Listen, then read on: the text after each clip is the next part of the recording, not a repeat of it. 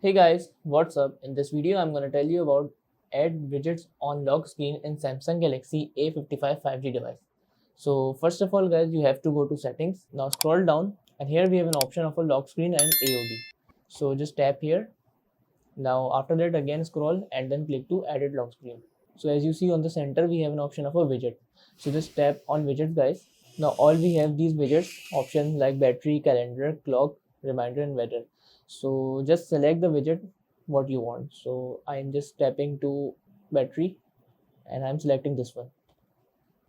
Click OK and that is it. Now other one is calendar. So just set this one and as you guys see the calendar is now added to my widgets. Now after that click done. Okay, now let's see. So as you guys see, the battery and calendar is now added to my widgets.